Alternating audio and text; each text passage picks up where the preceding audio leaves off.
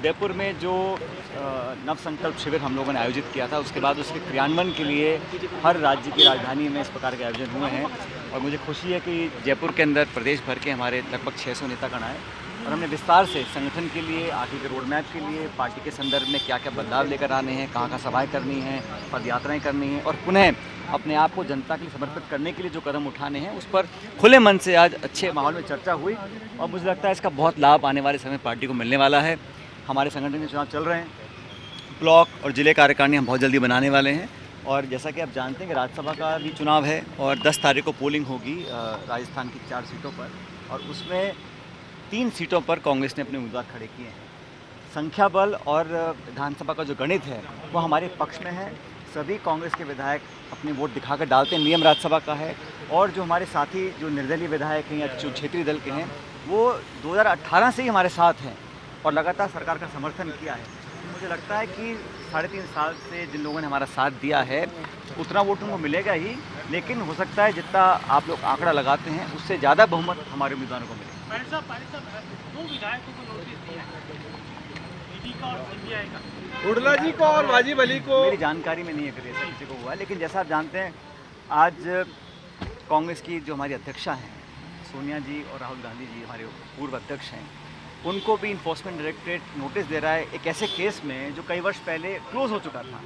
तो ये सीधा सीधा मैं समझता हूँ एक तरह की आक्रमण की राजनीति है, नेताओं की आवाज़ को दबाने की राजनीति है और सेंट्रल एजेंसीज का दुरुपयोग अब आम बात हो गई है। अब जनता भी जानती है, अगर किसी पॉलिटिकल विरोधी को नोटिस मिलता है या छापा डाला जाता है या तंग किया जाता है, तो लोग उसको समझ रहे हैं कि ये सिर्फ और सिर्फ राजनीतिक रूप से लोगों को कमज़ोर करने के लिए किया जा रहा है। लेकिन जैसा कल दिल्ली में बयान दिया गया, पूरी पार्टी हमारे कांग्रेस अध्यक्षा के साथ है और इस प्रकार के नोटिस देने से या डराने से या भयभीत करने की जो कोशिश कर रहा है केंद्र सरकार के एजेंसी, उसका कोई लाभ मिलने वाला नहीं है।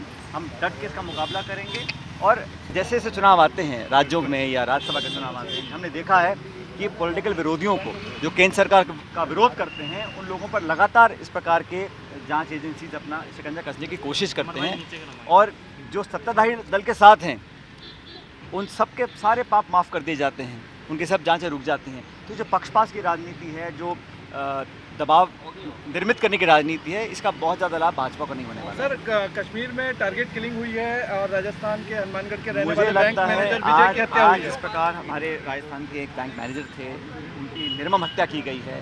तो ये जो साइकिल ऑफ किलिंग्स हैं, ये निर्मम हत्याएं जो हो रही हैं कश्मीर के अंदर, कश्मीरी पंडितों की हो रही हैं, बाकी साथियों की हो रही हैं, ये सिर्फ एक मैं समझता हूँ जो वहाँ की असलियत है उसको बयान कर रहा है। और केंद्र सरकार जो बहुत वाहवाही लूटने की कोशिश कर रही थी, इन सारी हत्याओं पर काबू नहीं ला पा रही है। वहाँ पे लेफ्टिनेंट गवर्नर का राज है।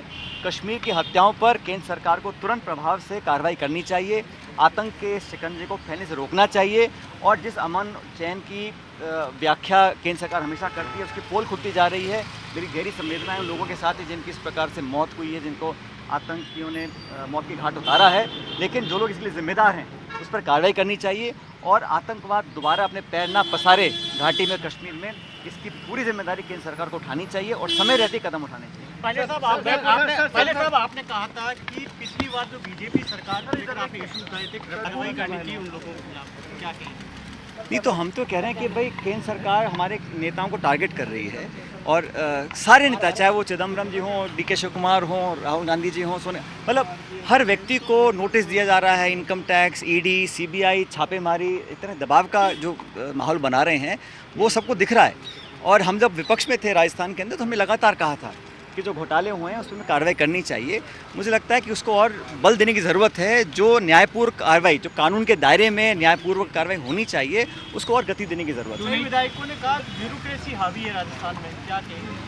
अब चिंतन शिविर में जो हम साथियों ने आपस में बात की है उसका विश्लेषण करना ये समय नहीं है, लेकिन हम सब ने खुले माहौल में बात की है, अपनी बात को रखा है। और मैं बार बार कहता हूँ कि 3 दशक की जो परिपाटियाँ बन चुकी है कि एक बार भाजपा एक बार कांग्रेस, इस परिपाटी को तोड़ना पड़ेगा। सोनिया जी ने कमेटी बनाई है, उस दिशा में हम लोग काम कर रहे हैं। अगर हम इसी तरह और काम करेंगे, जनता से जुड़ाव रखेंगे, तो 2023 में जब चुनाव होगा उसमें पुनः कांग्रेस की सरकार बनेगी। नमस्कार, मैं हूं मानक गुप्ता। अगर आपको हमारा ये वीडियो पसंद आया हो तो इसे लाइक और शेयर जरूर करें और हाँ, हमें सब्सक्राइब और फॉलो करना ना भूलें ताकि आप देश और दुनिया की कोई खबर मिस ना करें। तो जुड़े रहिए हमारे साथ और देखते रहिए News 24।